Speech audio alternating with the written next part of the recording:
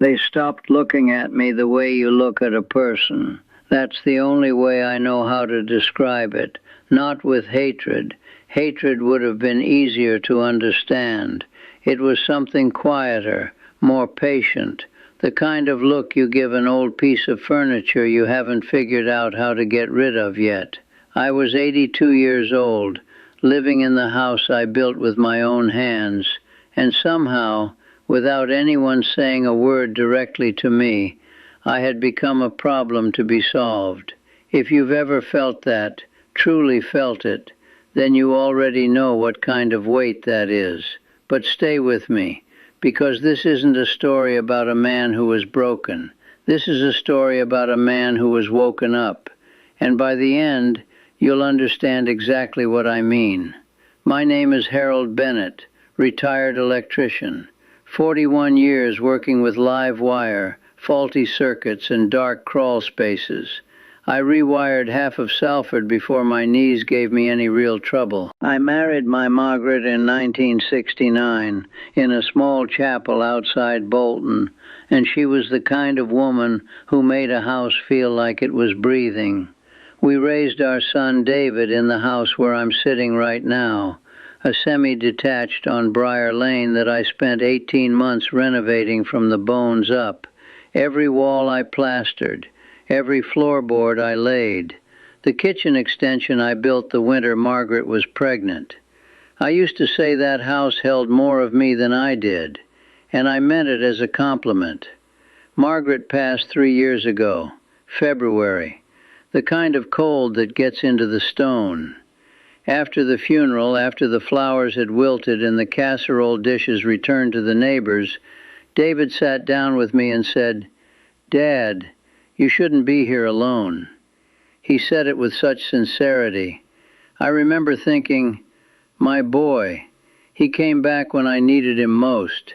He and his wife Claire and their teenage son Mason moved in the following month. I gave them the large bedroom at the front, the one with the bay window, where Margaret used to sit and read. I took the smaller room at the back. I thought it was temporary. I thought it was kindness. I want you to stay with me here, because this is where it starts, not with a dramatic argument or a slammed door, but with something far more subtle, the slow erosion of a person's place in their own life. If you've ever watched that happen to someone you love, or felt it happening to yourself, then you know that the most devastating things are the ones nobody ever says out loud. Before I tell you what I discovered that night in October, I need you to understand the months that led up to it. Because what I heard through that door didn't break me. It clarified everything. Subscribe to this channel if you haven't yet, and tell me, where are you watching from? I read every single comment. I want to know. The first thing I noticed was the conversations, not the ones that included me, but the ones that stopped when I entered the room. I'd come downstairs in the morning, and David and Claire would be at the kitchen table talking in low voices, and the moment I appeared in the doorway, they'd go quiet. Not guiltily. That came later. At first it was almost polite, but consideration has a sound. Silence has a different one entirely. I started recognizing that sound. The way a topic would dissolve the moment I sat down. The way Claire would pick up her phone. The way David would say, "Morning, Dad," with a smile that never quite reached his eyes. Then the meals. At some point I stopped being called to the table. Instead, Claire would knock on my door and tell me my food was in the kitchen. Not, "Come and eat with us." Not, "Supper's ready." My food was in the kitchen, the way you'd leave something out for a cat. I'd come downstairs and find a plate covered in cling film, slightly warm, beside the kettle. The family would already be in the dining room. I could hear them laughing. I could hear the television. I'd sit on the stool near the counter and eat alone, and I'd think, this used to be my dining room. I chose that table. I painted those walls. I'm not a man who complains easily. 40 years of electrical work teaches you that most problems have a practical solution if you look carefully enough. So I looked. I started paying attention to everything. The way Mason, my own grandson, would walk past me in the hallway without a word, as if I were part of the architecture. The way David began referring to the house as our place or our home, as if the history of it had been revised. The way Claire had rearranged the front room without asking me, moving Margaret's armchair into the corner, replacing it with a new sofa in a gray I hated. Small things, each of them. But I've spent my life reading wiring diagrams. I know that a pattern of small signals always means one larger thing. The word care home came up for the first time in September. Not to me, never to me. I heard it mentioned by Claire on the phone in that half-whisper people use when they think they're being private. She was talking to her sister. I was in the hallway, having just come back from the garden. It would honestly be better for everyone, she said. Places like that are very nice now. He'd have people his own age around him. I stood there for a long moment. Then I went back outside and sat until the light changed. I didn't say anything. I filed it away, the way I used to file a fault I hadn't found the source of yet. By October, I had begun to suspect that whatever was being planned, it involved the house. It had to. That was the only thing of real value. I owned the property outright, no mortgage, never had one after we paid it off in 1994. Margaret and I had never updated the legal documents to reflect the years of work I'd done, the extensions, the improvements. It was in my name alone. But I also knew that at 82, with no will formally updated since Margaret's death, and a family who seemed increasingly confident in their authority over my life, I was in a position of vulnerability I hadn't fully acknowledged. I started sleeping less. I started thinking more. And then came the night of the 14th of October. I had gone to bed early. I often did by then, partly out of routine, partly because the evenings had become lonely. The house would fill with noise that wasn't mine. I lay in the back room and listened to the particular sound of a life going on without me. At some point past 11, I woke and needed water. The kitchen was downstairs, and as I reached the bottom step, I heard David's voice from the sitting room, the door slightly ajar, the lamp still on. He was speaking quietly, but with a precision that told me the conversation had been going on for some time. "He won't even read it properly," David was saying. "He trusts me. He's always trusted me. We just need him to sign where we indicate, and we handle the rest." Claire said something I couldn't make out. Then David again. "The solicitor says as long as the signature is there, and he appears willing, that's all that's legally required." I stood in the dark hallway and I listened. I have stood in many dark places, under floorboards, inside wall cavities, in roof spaces with less than a foot of clearance. I know how to be very still.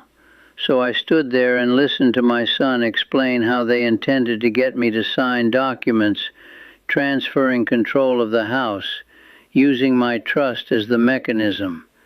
A company name I didn't recognize. A timeline, before Christmas. Getting Dad sorted. And something that had been wounded in me for months went absolutely quiet. Not broken. Quiet. The way a circuit goes quiet when you found the fault and isolated it. I went back upstairs without touching the light switch. I sat on the edge of my bed in the dark, and I thought about Margaret. I thought about the way she used to say I was the most patient man she'd ever known, which she always said with equal parts admiration and exasperation. I thought about the winter I spent building the kitchen extension, working evenings and weekends in November cold because we couldn't afford a contractor, coming in smelling of plaster and sawdust, and her handing me tea without a word because she understood. I thought about 40 years of that house, and I made a decision. No confrontation, no raised voices, nothing that could be dismissed as the confusion of an old man. I was going to handle this the way I had always handled the most dangerous problems, carefully, methodically, and without a single wasted move. The next morning I was at the breakfast table before anyone else. I had slept perhaps 3 hours, but I was clear-headed in the way you get when something important finally comes into focus. When David came downstairs, I asked about his week. I asked Mason about school. I helped Claire carry the shopping in from the car. I was, in every visible way, exactly the same man I had been the day before, trusting, mild, present. Let them think nothing had changed. The best diagnostic work is done when the system doesn't know it's being tested. That afternoon, while David was at work and Claire had taken Mason to football, I made a phone call to Gordon Ashby, a property solicitor I'd worked with 30 years before during a boundary dispute. Gordon was semi-retired but still sharp. He remembered me immediately. I told him what I had heard, what I suspected, what I owned. He was quiet for a moment, then, "Come in tomorrow morning. Bring every document that relates to that property." I asked him to keep the matter between us. He said, "Of course. That's rather the whole point of a solicitor, isn't it?" Over the following 3 weeks, Gordon and I worked with a discretion I found genuinely calming. He explained my options clearly. The house was mine, fully, legally, unambiguously. No one could compel me to sign anything, but the vulnerability David had identified was real. Without an updated will and formal protections in place, a prolonged campaign of manipulation could cause significant difficulty. So we moved. Gordon drafted a deed of trust arrangement placing the property under a specific legal structure, updated my will, and documented my full mental capacity in writing. Every paper was witnessed, dated, and filed. When we finished, he said, "If anyone tries to move against this, they will find the ground has already shifted." I returned home that evening, and I cooked dinner. Lamb chops, Margaret's recipe, which I hadn't made in years. I set the table properly, all 4 places, and called everyone down.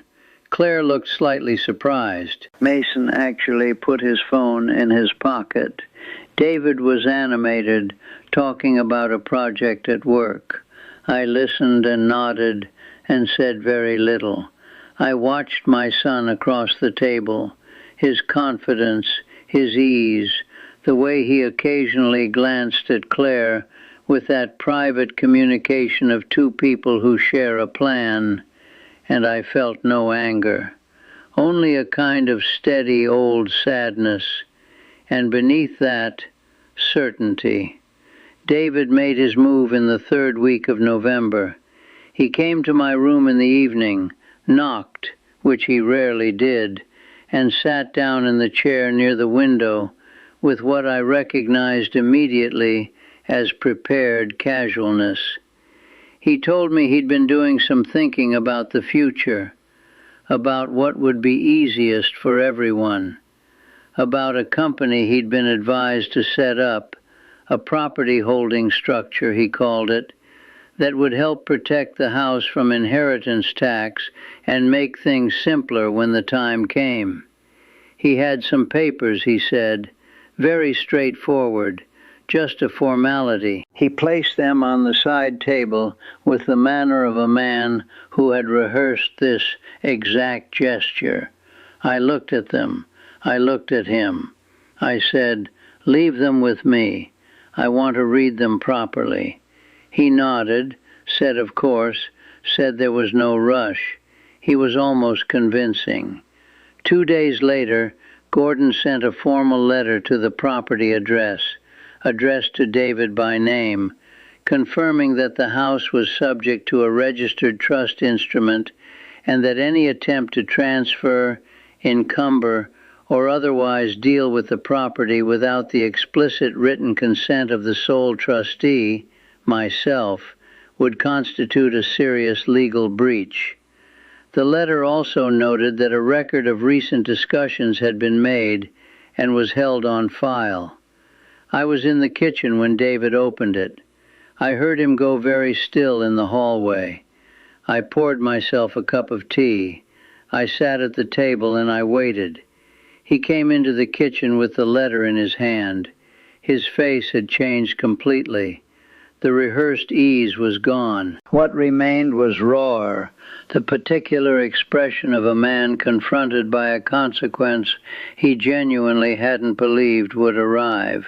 He said, "Dad, this isn't what you think." I said, "Sit down, David," and he did. I told him I knew, that I had known since October.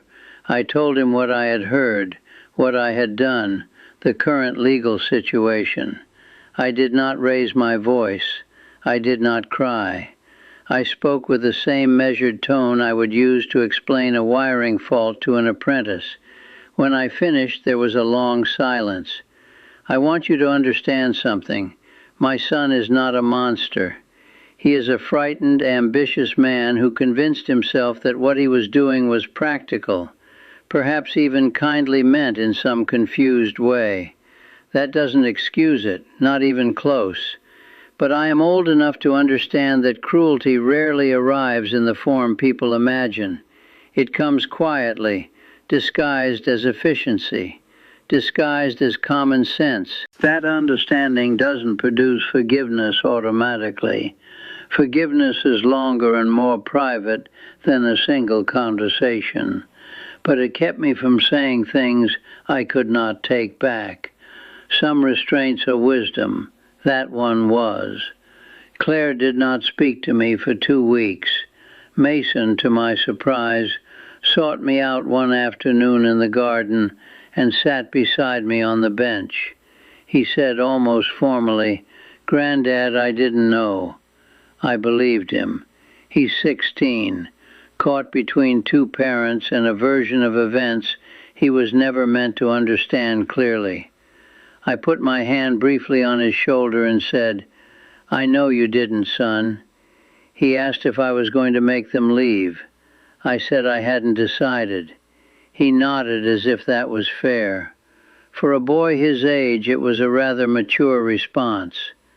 By December, David and Claire had accepted that the house was not theirs to manage. The extended family, David's uncle, a cousin or two who had visited for a birthday in early November, had seen enough to understand that something had shifted, though not the full details. That suited me. I had no interest in prosecuting this story across the family. What I wanted was simpler, to be seen again, to be treated as a man with a history and an intelligence and a claim on his own life, not as a liability, not as a signature to be obtained. I had reclaimed those things through legal means, but the reclaiming that mattered more happened earlier, in the dark hallway in October, when I decided not to react, but to act. That's the moment I became myself again. In January, I made my final decision, the one I had been quietly considering since that night in October when everything became clear. I spoke to Gordon again. I arranged for a modest but fair rental agreement to be drawn up, entirely legal, entirely documented, by which David and his family would remain in the house, contributing properly to its upkeep and expenses, with terms that protected both my position and theirs. I also arranged for a small flat to be converted for my independent use in the rear extension I had built myself 40 years ago. My own entrance, my own kitchen, my own hours. What I gave up in square footage I more than recovered in dignity. I was no longer a guest in my own house. I was its architect, in every sense of that word. What people don't tell you about growing old is that the danger isn't the body failing, that you can adapt to, you can plan around. The danger is in the people around you deciding that your decline gives them authority over your life before you've actually declined. The danger is in accepting small indignities because you don't want to be a burden, because you love the people doing it, because you keep believing they'll correct themselves. I am 82. I have buried my wife. I have outlasted a career that would have killed a less careful man. I have built things with my hands that are still standing, and I am still here, still sharp, still deliberate, still capable of protecting what matters. Nobody gets to erase that. Nobody gets to call their convenience care. I still have tea in the mornings. I still walk the garden when the weather allows. Last week, Mason came through my side door and asked if I'd teach him to fix the socket in his room. I said yes. We spent 2 hours in there together. He has steady hands. He's patient with instruction. At one point, he asked if I'd always known about electricity, and I told him nobody always knows anything. You learn by paying attention, by not rushing, and by never touching something live without understanding what it's connected to. He thought about that and said, "Is that about more than the socket?" I looked at him. I said, "What do you think?" He grinned, and I thought, yes, he'll be all right.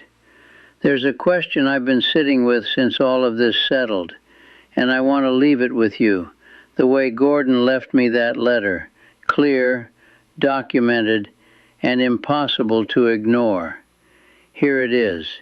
If someone you trusted began to slowly replace your voice with their own convenience, would you notice soon enough? And when you noticed, would you have the patience to respond with strategy rather than outrage? Think about that.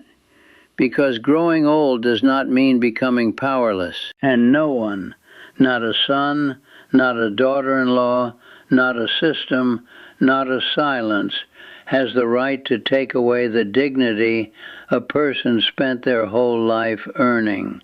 Remember that. Hold on to it. It might be the most useful thing you own.